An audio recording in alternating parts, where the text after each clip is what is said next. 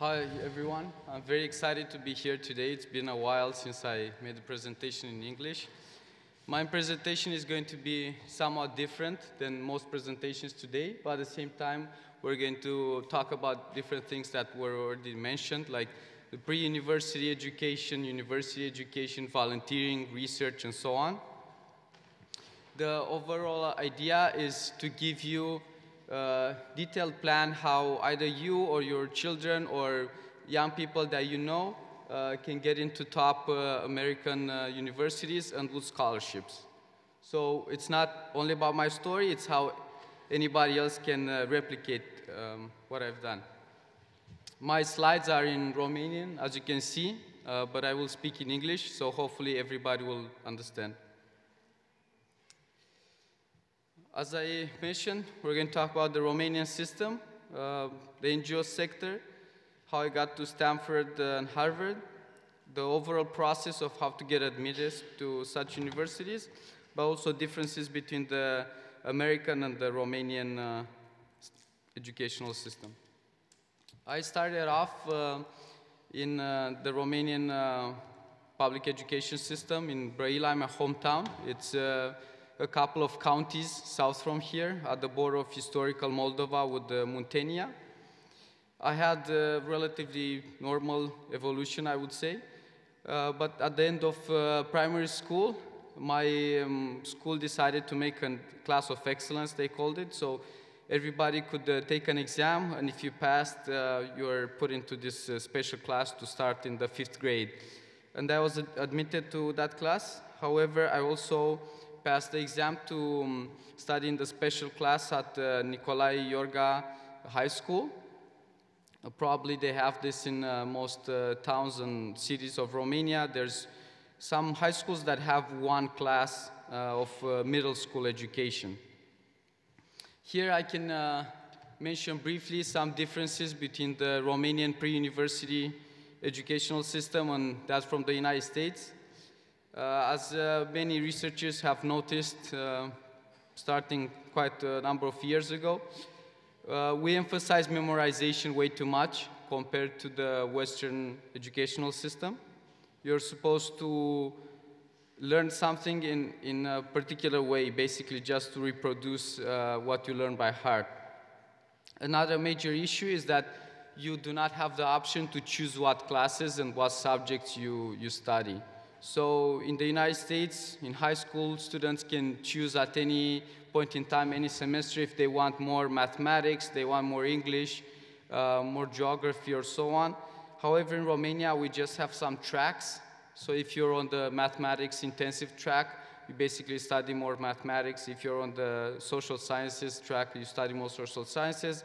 But you can't switch in a semester if you want from one track to another.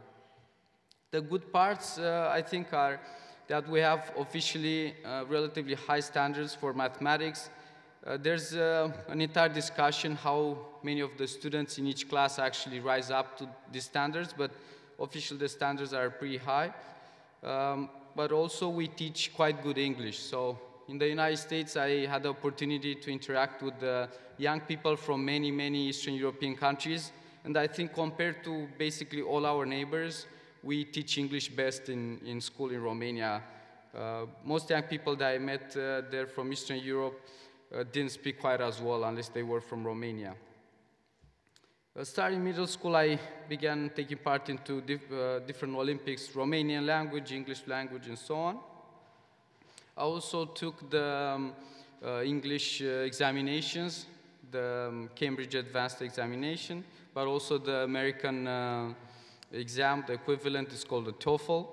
Also there's the IELTS exam, you probably heard about it. And because I was dreaming from a young age to study in the United States, I said, why not try the American Baccalaureate, the SAT? So I did that as well.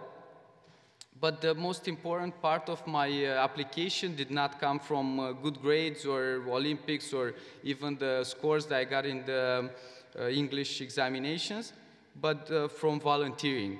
So although basically nobody told me, I naturally sort of started to get involved in the NGO sector in my community. And I first participated, and then I began organizing different projects at the local, regional, and the national level. One of the most important projects that I took part in and directed in high school was after the floods in Romania in 2006. Now we have floods almost every year, but then it was one of the biggest disasters in quite a long time. And we made a campaign in Brăila to gather different types of aid, food, clothes, and so on. And we went to different counties and gave it to people from the villages that were quite affected. Unfortunately, volunteering back then was not encouraged at all. I actually had open conflicts with both different teachers, but also the head teacher. Also at home, my parents never quite understood what I was doing. They never encouraged me. Actually, a lot of people discouraged me. However, I kept doing what I liked and what I felt was actually contributing to society besides my education. And because of that, I was able to not only apply, but also start getting all these scholarships from the European Commission to take part in conferences, trainings, seminars, and different international projects across the European continent, not only in the European Union, but also outside of it.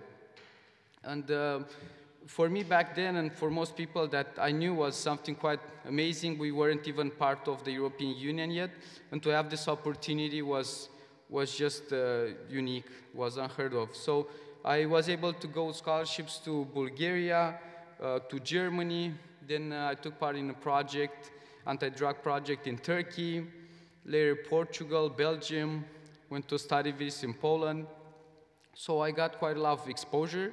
Unfortunately, all these projects, they received a lot of attention from the media, which was obviously a positive thing. A lot of articles were written about the NGO sector and how we were trying to do some things for the community, and also all the opportunities that young people had. But at school, this only led to more discrimination against me from the teachers, and especially from the head teacher. So at the end of the 11th grade, I actually had to move, and I moved to the National College, Gheorghe Munteanu Murgoci.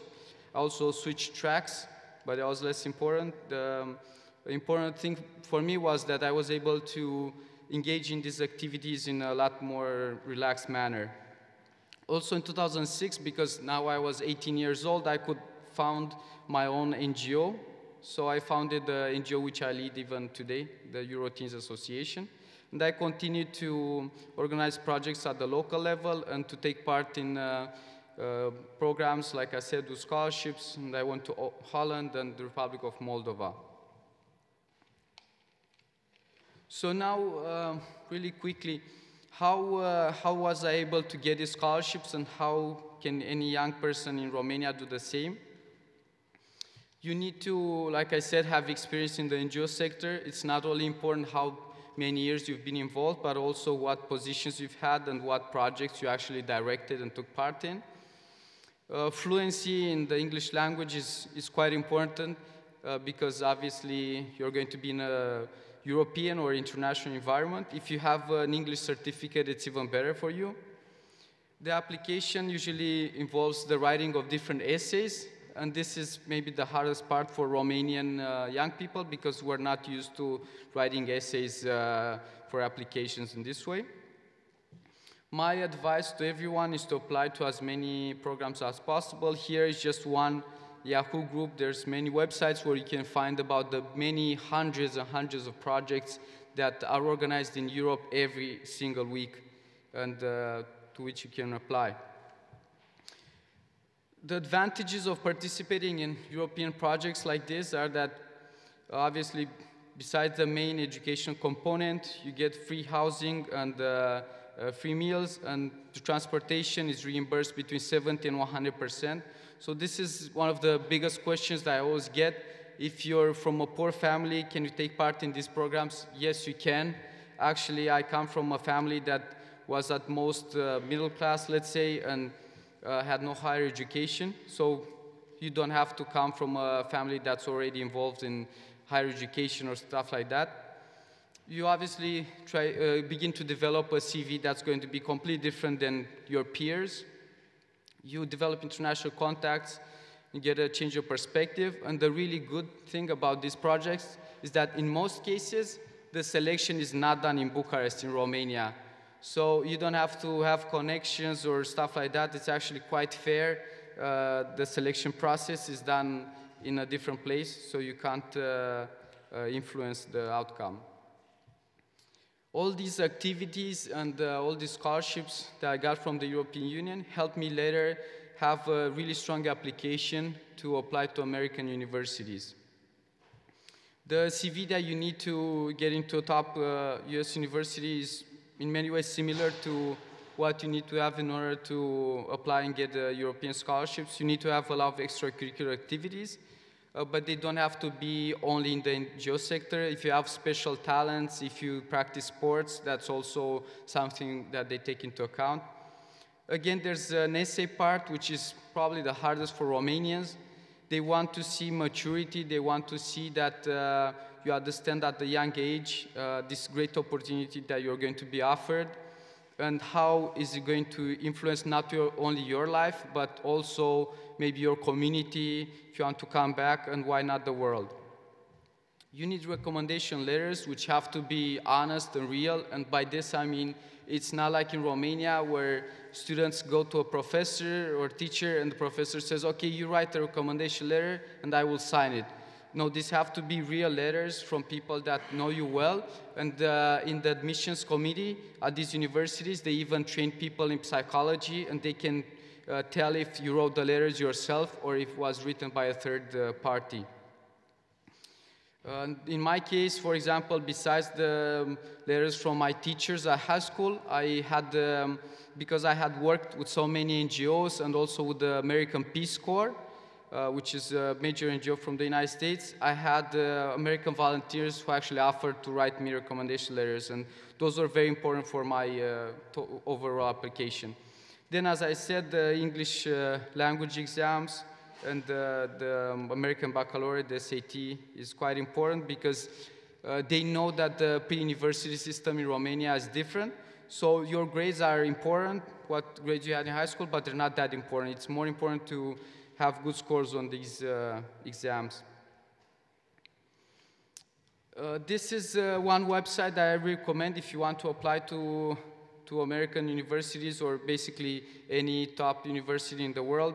It's the Shanghai Ranking. You probably heard about it. It's one of the first and the most respected internationally. Officially, it's called the Academic Ranking of World Universities.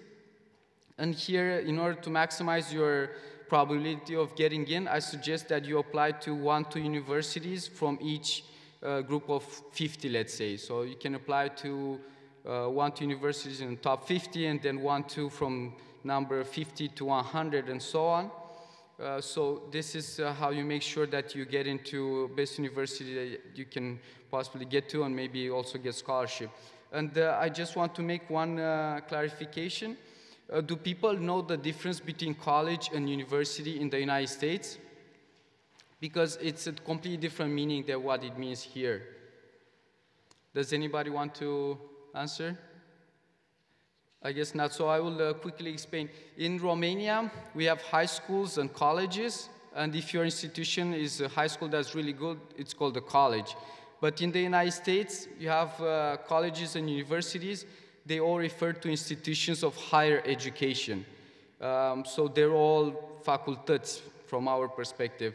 And the difference is that if you're a college, you only have undergraduate education, maybe master's. If you're a university, you also have PhD programs. But it's not the same as colleges in Romania, so that's an important distinction to make. These are basically the universities that I applied to, and it's very interesting that the best university that I applied to for college was Stanford University, and they accepted me and they gave me full scholarship, but then I got rejected from many other lower ranking universities. And that's because the best universities also have most money. So if you're poor and you need money, but you're qualified, you actually have higher chances of getting into top universities than getting into lower ranking universities. These are quickly just a few pictures from Stanford. Stanford is close to San Francisco, so get out of city life as well. And here, brief mention regarding the statistics for admission. They usually put US citizens in one category and international students in another category. In my year, the admission rate for Americans was around 10%. The admission rate for international students without scholarship, so those who already had money either from parents or from a bank or from a company, the admission rate was 5.9%. But if you're an international student and you needed a scholarship like I was, the admission rate was less than 3%. So obviously, if you are good but don't have the money, it's always harder to get into. Quickly, differences about the academic standards at Stanford and at most American universities versus academic standards in Romania. We know in Romania you need 5 out of 10 to pass an exam, 5 out of 10 to pass a class, 5 out of 10 the average to finish your program. If it's master's or university, usually it doesn't matter. In the United States, you need at least 6 to pass an exam. You need at least an 8 out of 10, so 80% to pass a course. And in order to finish your program, you usually need between 80 and 90% overall average. So the standards are quite high. Also, there's no restanțe, which they don't even translate. So restanțe in the Romanian system is you fail the class and then you're able to take it 2, 3, 5 times for free. And then if you pay, you can take it another 2 or 3 times, or it depends on the university. Basically, in the United States, at almost every university, there's no such concept. So if it's the end of the class and you take the exam and you fail it, that's it. You have to take the whole class again. So you're repetent. There's no other way around. You can't be in the 2nd or 3rd year of university and have exams that you didn't pass from the 1st year. That's just inconceivable for them. Also, attendance is quite important. So for most classes, if you don't attend at least 80% of the class, you cannot take the final exam. And you're going to ask why. The thing is, if you study, and probably every student in Romania can confirm this, if you study in the night or the couple of nights before the exam, after you pass the exam, you're going to forget everything in a week or 2. But if you study constantly throughout the semester, the information will get consolidated in your brain in a very different manner. So it's the long-term versus short-term memory that we're talking about. And they have this rule that you have to attend a lot of the classes to take the exam. Also, usually there's more exams, more partial exams, how we call it in Romania. But also another important distinction is the honor code. What does that mean? It means that not only, obviously, you're not supposed to cheat, copy in an exam, but also if you see anybody else cheating, it's your obligation to tell the professor that they cheated. So this is completely different mentality than in Romania. And when I tell my students at university in Romania, they say, oh, but you're a snitch, ești părăcios. And I say, well, they have a different view of these things. They consider that it's your moral obligation that in whatever profession you're going to have, not only you should not be cheating, you should not be breaking or violating the rules, but it's your obligation to make sure everybody else follows the rules as well. Quickly, what did I study? I studied political science at Stanford. My honors thesis was about the possible unification of Romania with the Republic of Moldova. Usually this presentation is a lot longer. I have like an hour or 2 hours, so I will quickly skim these parts. I had a... Great. So my scholarship was overall $220,000, and it involved not only the main scholarship, but also scholarship for other international programs. This is my honors thesis published as a book later. During university, because I had all these scholarships, I was able to travel and study in many other countries on 5 continents. Here's a quick list of where I've been and at what other universities I was active in, at conferences and so on. Later for a master's, I applied to Oxford in the UK and to Harvard, and I got accepted to both. But because Harvard gave me a full scholarship and it was a 2-year program, I decided to go to Harvard. Similar statistics for admissions to get into Harvard. Also, while there, I traveled to other countries with more scholarship to Japan, so traveled to Washington, D.C., Honduras, and so on.